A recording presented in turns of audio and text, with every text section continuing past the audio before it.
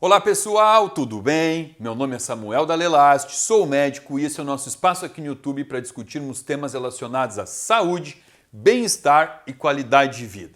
Sejam muito bem-vindos a mais um vídeo de muita informação sobre saúde aqui e eu quero começar agradecendo você, nosso fiel seguidor, que assiste, que dá o like, que compartilha esse vídeo, enfim, que ajuda o canal a crescer. Cada vez este canal está tendo mais relevância para o YouTube e aqui, ó, nosso principal objetivo, nosso, eu digo meu e da minha equipe aqui que gravamos esse vídeo, é que este canal se torne o maior portal de saúde do Brasil. Não só do Brasil, porque a gente está aí agora se reunindo para fazer com que esse canal do YouTube comece a ser lançado, também vídeos lançados em outros idiomas. Então, eu já estou até dando spoiler aqui de projetos futuros que virão. Bom, mas vamos lá. Mais um assunto de extrema importância e, além de ser algo que eu percebo que muitas pessoas me perguntam, Samuel, fala aqui sobre multivitamínicos, esses produtos que são vendidos, né? Além de eu ver que tem muito comentário, muitas pessoas me questionando sobre isso, eu também percebo que é algo extremamente consumido atualmente por pessoas por autossuplementação. Pessoas vão na farmácia e começam a tomar. Como que eu sei disso? Olha, eu vou na farmácia para comprar alguma coisa e essa coisa não é remédio. Graças a Deus não preciso de medicamentos para sobreviver, não sou usuário de remédio. Mas às vezes tem que ir na farmácia, comprar um micropor, comprar uma gase, comprar alguma coisa, né? E aí chego lá e vejo que os atendentes de balcão de farmácia, eles já são treinados para fazer venda, né? Então a pessoa, o idoso, principalmente idoso, tá? Idoso é alvo de venda dentro de farmácia. Então o idoso chega lá para comprar o captopril para pressão, para comprar o glifage para o diabetes, aí ele compra lá o ansiolítico dele, o remedinho para dormir, e aí o atendente fala assim: o senhor ou a senhora não gostaria de levar este multivitamínico que está em promoção? Leve 2 e pague 1. Isso aqui é ótimo para complementar as vitaminas do seu corpo e tal. E as pessoas geralmente compram, né? Também vejo que é muito consumido porque muitos dos pacientes que chegam no meu consultório pela primeira vez chegam aqui para fazer a consulta e eu pergunto: olha, você toma algum remédio? Ah, remédio eu tomo, tal remédio. Toma alguma vitamina? E aí eles sempre puxam um potinho de algum multivitamínico, às vezes nacional, às vezes as pessoas se deram o trabalhinho de comprar alguma coisa um pouco melhor, né? Comprar num site americano e tal. Então assim, enfim, por eu perceber que isso é muito consumido, hoje eu resolvi trazer um vídeo abordando tudo que envolve o universo dos multivitamínicos e isso vai trazer, primeiro, um pouco de história, depois um pouco de conceitos, terminologias e depois a gente vai entender aqui então até que ponto vale a pena ou não suplementar esse tipo de suplemento. Bom, vamos lá. Começando com a história.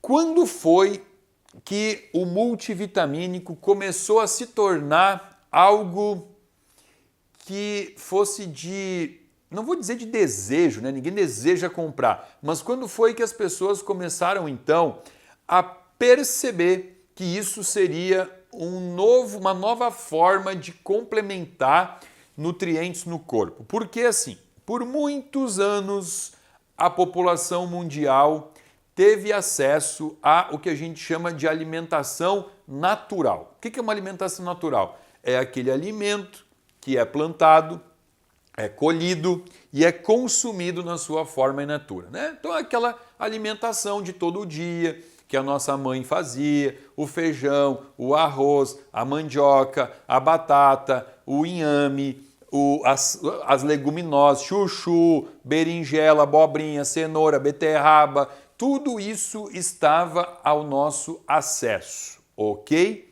Bom, o marco inicial que a gente tem que trazer aqui na nossa história foi a Revolução Industrial. Por quê? Depois da Revolução Industrial, as grandes empresas, as grandes fábricas, o que aconteceu? As pessoas começavam então a sair de casa de manhã, ir para suas empresas trabalhar e voltar somente à noite, né? Então começou, isso já existia, obviamente, as pessoas trabalhavam, mas isso começou a ser um movimento muito maior. A mulher também, muitas vezes, ela saiu de casa, né? Até uma determinada fase aí, até 1950, era muito mais comum a gente perguntar na consulta: a senhora trabalha em quê? Ela trabalha em casa, cuidando da casa, cuidando dos filhos. Em 1950 já começou então a ter um movimento maior também, inclusive das mulheres indo para o mercado de trabalho, né? Então, a Revolução Industrial, ela foi o primeiro marco importante na história, onde começou-se a ver uma necessidade de entregar um produto, uma comida mais prática. A praticidade começou a ser alvo de busca das pessoas nos supermercados, né? Então aqui a gente começou a ter a era dos produtos alimentícios. Então a gente troca agora o termo alimentos por produtos alimentícios. E os produtos alimentícios, eles vêm em embalagens com conservantes, com corantes, com condimentos para fazer com que isso tenha uma validade maior. E este produto alimentício, ele tem como característica, além do aumento do prazo de validade, ele também tem uma diminuição da carga nutricional, ou a gente pode também chamar de densidade nutricional. Eu prefiro até o termo densidade nutricional, né? Porque quanto mais o alimento é preparado, menos nutrientes ele vai ter, ok? Então aqui foi o marco onde a gente começou a ter essa transição nutricional, e a transição nutricional trouxe também o que eu gosto de chamar de transição epidemiológica. O que significa isso? Travou aqui, difícil falar e escrever ao mesmo tempo, né? Epidemiológica. Bom, até este processo de transição de alimentos naturais para alimentos práticos, rápidos, processados, nós lidávamos muito com o que chamava-se de doenças contagiosas. O que a gente conhecia, então, eram as famosas doenças contagiosas, né? Que era gripe, pneumonia, a gente tinha as doenças, as gastroenterites, né? Diarreia, tudo isso eram as doenças de contágio. Tinha lepra, existia tuberculose, tá? Isso tudo a gente chama de doenças contagiosas. A partir dessa transição do alimento natural para um alimento menos natural, então começa a aparecer um novo conceito chamado de doenças crônicas não contagiosas, tá? Ou também chamado de doenças crônico-degenerativas. O que são aqui as doenças crônico não contagiosas? O diabetes, a hipertensão, a resistência insulínica, as artroses, as escleroses, tudo isso são doenças não contagiosas, né? Antes nós tínhamos a doença contagiosa e a partir de agora não. A partir de agora, com o advento principalmente do refinamento, nós começamos então a ter... O médico tem que aprender a lidar com uma nova classe de doenças que hoje, inclusive, é o que movimenta o maior PIB no mundo. Por quê? O que movimenta o maior PIB mundial? A doença. É óbvio que é a doença. É só a gente parar para analisar quanto custa uma pessoa doente em casa. Né? Uma pessoa doente acamada, ela tem que gastar em torpedo de oxigênio, ela tem que gastar com fisioterapia pulmonar, ela tem que gastar com cuidador, com fralda geriátrica, com remédios que ela tem que tomar de forma contínua, enfim, é um monte de custo, né? Por quê? Porque esse tipo de condição de doença passou a existir, passou a ser considerado inclusive como algo natural do envelhecimento, como se fosse normal chegar ao fim da vida diabético, com esclerose, com Parkinson, como se não tivesse algo a fazer para que isso fosse diferente, entendeu? Bom, então aqui a gente teve a Revolução Industrial, como já falamos, e aí veio o momento crucial aqui, onde a gente começa a enxergar que a indústria farmacêutica começou a viver o seu auge, que é justamente no momento pós-guerra, pós-segunda guerra, tá? Após a Segunda Guerra Mundial, aqui algo interessante até da gente falar, né? O primeiro boom da indústria farmacêutica, o auge aqui da indústria dos medicamentos, ele surgiu após a Segunda Guerra. Por quê? Porque foi o momento em que mais se vendeu remédios para tratar os veteranos de guerra e as esposas que estavam com as mães que estavam com seus filhos na guerra. A guerra, ela sempre traz um transtorno psicológico, tanto para a pessoa que vai lutar, que vai guerrear, quanto para a família dessa pessoa, né? Então, o grande apogeu até então, claro, não vou falar dos tempos de hoje é muito mais, mas até então nunca tinha se vendido tanto remédio psiquiátrico para tratar transtornos do pânico, transtorno de ansiedade, depressão. Então, o grande boom da indústria farmacêutica se deu com esses medicamentos, mas aqui, concomitante com o movimento de troca de alimentação, onde as pessoas pararam de comer comida saudável e começaram a comer produtos alimentícios, se viu então como uma grande oportunidade de negócio a venda dos multivitamínicos para complementar o que a partir de então iria faltar no corpo, porque o tipo de comida que as pessoas estavam consumindo não poderia ofertar todos os nutrientes necessários para o bom funcionamento do corpo. Bom, agora para a gente entrar então no assunto multivitamínicos, nós vamos trazer alguns conceitos extremamente importantes que, obviamente, quem tem que saber disso é o nutricionista, mas é legal vocês também conhecerem, tá? O conceito das DRIs, que é a ingestão dietética recomendada, isso aqui são diretrizes, tá?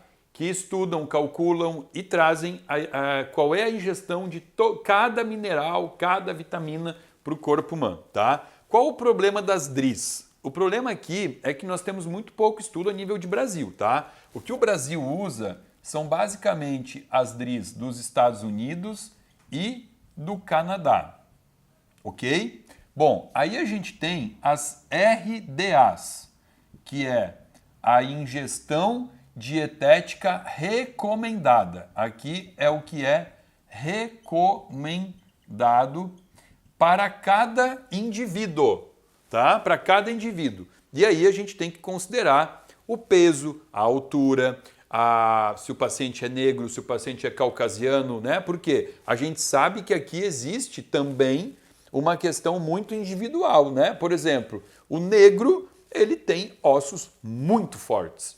É muito difícil um negro com osteoporose. Enquanto que o caucasiano, ele tem muito mais osteoporose. Então a gente sabe que tem que dar uma atenção especial, por exemplo, para o cálcio, para o magnésio, para a vitamina K, para a vitamina D, né? Claro, usei um exemplo de uma única doença, a gente pode trazer diversas outras doenças aqui, tá? Agora, o que o nutricionista ele tem que fazer quando ele senta lá para fazer um cálculo dietético? É bem difícil, tá, gente? Por isso que eu fico brabo com quem passa com o nutricionista, pega o planinho nutricional e fala, não, eu vou tentar fazer do meu jeito, minhas adaptações. O nutricionista ele tem que calcular, primeiro fechar as calorias do paciente. Segundo, ele tem que fechar os macro, os micronutrientes e tem que fazer isso calculando, por exemplo, eu passo com o nutricionista, ele vai fazer um cálculo lá que o que eu preciso de magnésio por dia é algo em torno de 450 miligramas. E no plano nutricional, ele tem que colocar então para mim o magnésio chegando perto de 97 a 98% do que seria a minha RDA. Por isso que é muito importante, né, o buscar sempre um nutricionista preocupado com esses detalhezinhos, entendeu?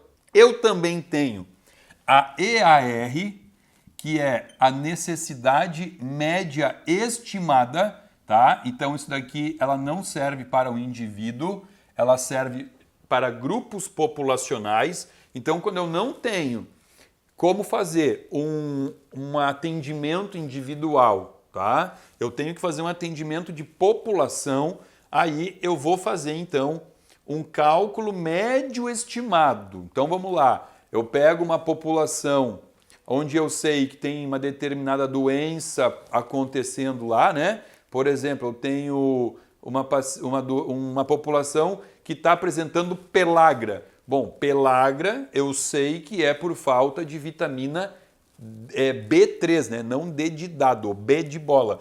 Então eu tenho que ter um cálculo médio e eu tenho que atingir aqui pelo menos 50% do que eu sei. Eu não preciso, eu nunca vou tentar chegar próximo a 100%, né? Por quê? Porque eu estou atendendo uma média. Então aqui os 50% já está bem, tá? Inclusive aqui eu usei o exemplo da pelagra, então vale a pena eu trazer para vocês que essa recomendação diária, ela, para muitos minerais e vitaminas, ela foi determinada a partir de desnutrições, tá? Por exemplo, se via lá que o paciente desnutrido, ele começava a apresentar escorbuto, apresentar pelagra. Então, se sabia que a pelagra, ela era por conta da falta de vitamina B3. Então, o que se fazia? Se dava para o paciente vitamina B3 até o nível que se via lá que ele curava a pelagra, que a pelagra desaparecia. Então, aquilo ali passou a ser a dose de vitamina B3, que é o ácido nicotínico, né?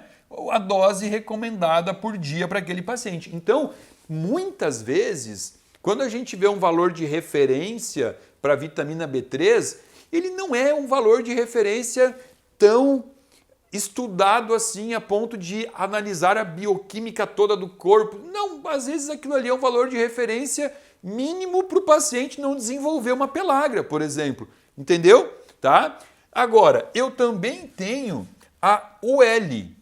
E a UL é a dose máxima de vitamina que eu posso dar para um paciente sem expor ele a um risco, tá? Então aqui também tem muito estudo em cima das ULs, embora ela não seja utilizada normalmente no consultório. Eu vou utilizar esse tipo de referência para quando eu tenho uma patologia que precise de doses muito mais altas de vitamina ou mineral, né? Por exemplo, quando eu tenho um paciente com uma parestesia diabética, porque ele teve um acometimento da bainha de mielina, e eu tenho que dar doses altas para esse paciente da vitamina B1, sob forma de benfotiamina, ou da vitamina B12 também, né? Se eu tenho um paciente com uma doença autoimune que precisa de doses mais altas de vitamina D3, então aí eu estudo através de uma outra diretriz que a gente vai chamar aqui de UL. Dito isso, feitas essas apresentações aqui de siglas, vamos entender um pouquinho sobre vitaminas e minerais a nível de Brasil, tá? O que acontece? A Anvisa é o órgão máximo que controla isso, tá? Ela começou a se atentar para essa entrada das vitaminas e minerais no Brasil ali por volta do ano de 2008, 2009, que foi o maior boom de vitaminas e minerais sendo apresentados como uma possível venda. E foi em 2010 que a gente começou a ver realmente alguma regulamentação por parte da Anvisa, fazendo algumas classificações, tendo alguns cuidados, limitando doses de suplementos, né, de vitaminas e minerais. E aí a gente entra então num primeiro dado aqui importante, que assim, quando eu vou lançar um suplemento, uma vitamina, um mineral no mercado, eu tenho primeiro uma grande diferenciação que é a seguinte, ó, se eu for vender um produto meu, tá, com magnésio, só vai ter magnésio. Bom, Aí a Anvisa, ela vai dizer quanto que pode ter este meu produto de magnésio. E agora eu não sei, tá? Não sei de cabeça, não sei de cor, obviamente, nem preciso disso, saber qual é a regulamentação da Anvisa. Vamos inventar números aqui, tá?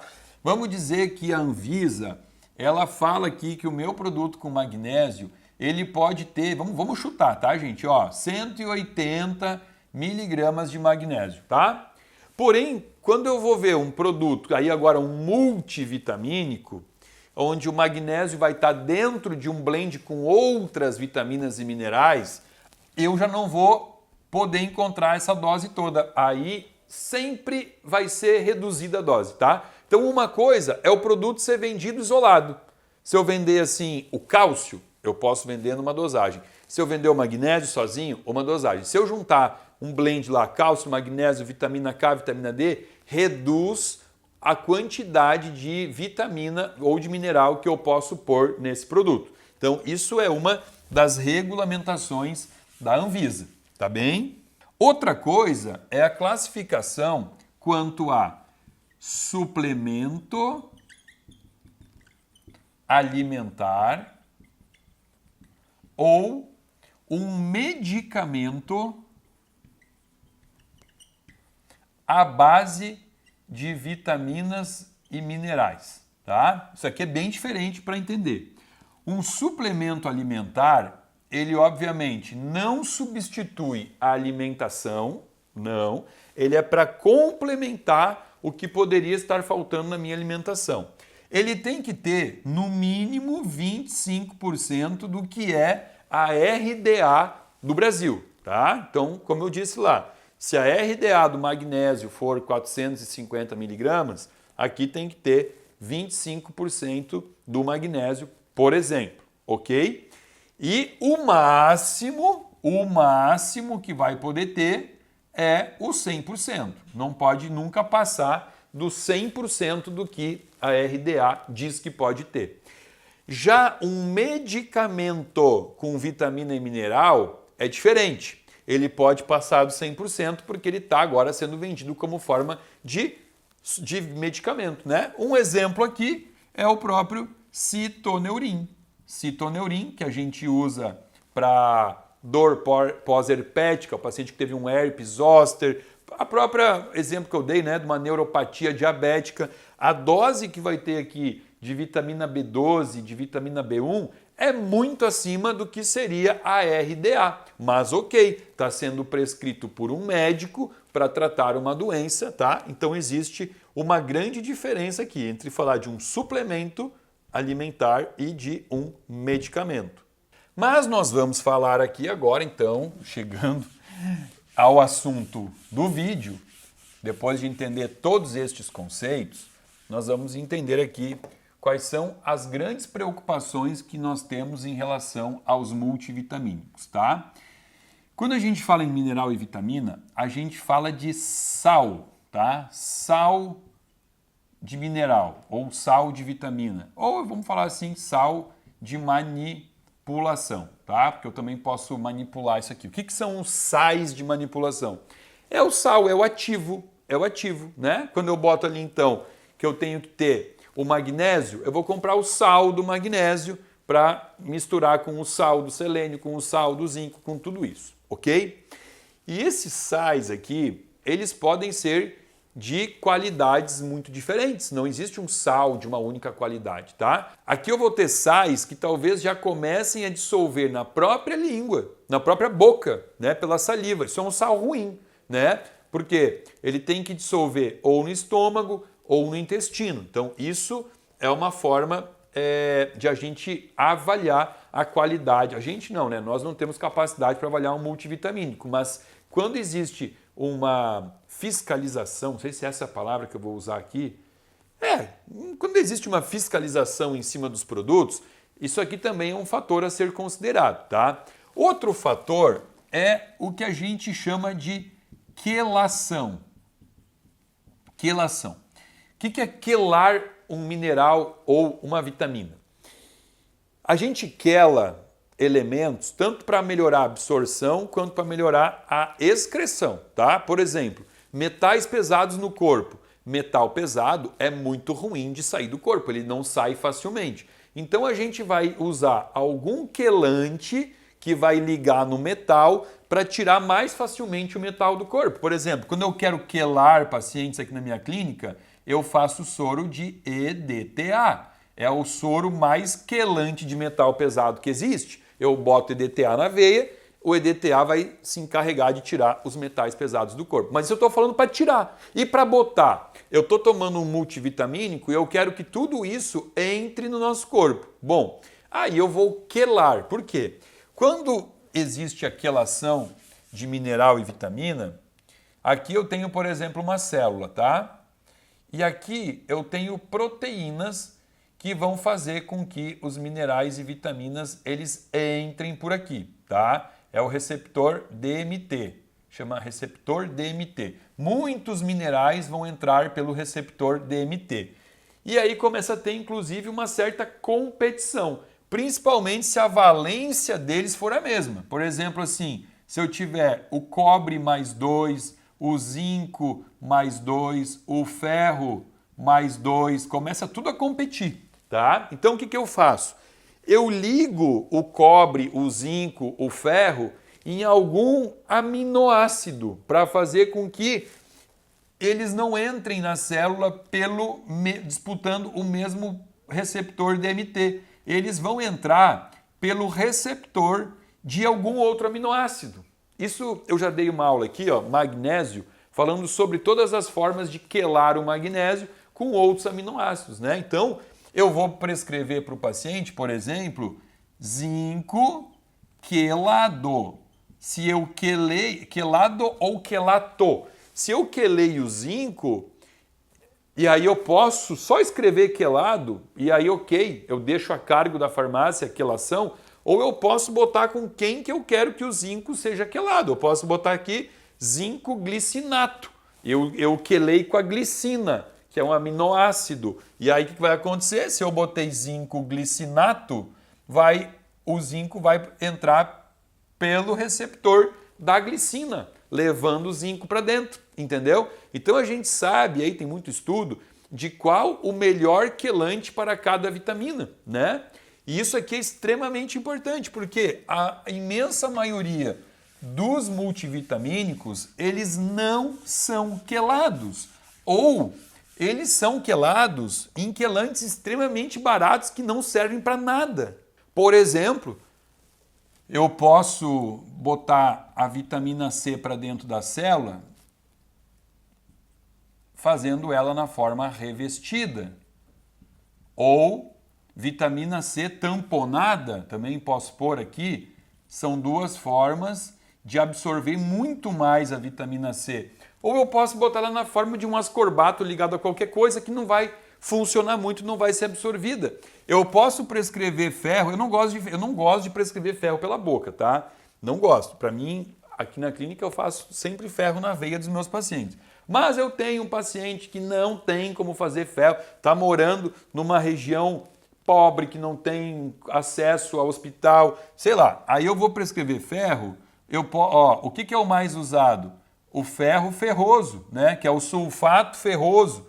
O ferro ferroso é muito ruim nessa ligação. Aí eu teria que fazer um ferro bisglicinato. É uma forma bem melhor de absorver ferro. Mesmo assim, eu sempre dou preferência para fazer ferro na veia, tá? Por quê? Porque a absorção é maior e 70% das pessoas que tomam ferro vão desencadear algum mal-estar intestinal. As fezes vão ficar escuras, preta, vai ter gás mal cheiroso, vai ficar constipado, vai ter dor, vai ter cólica, tá? Mas eu estou dando exemplos aqui de como melhorar a absorção fazendo quelações em aminoácidos ou em outros quelantes extremamente funcionais, facilitando então a absorção dos minerais e vitaminas que eu estou dando para o meu paciente.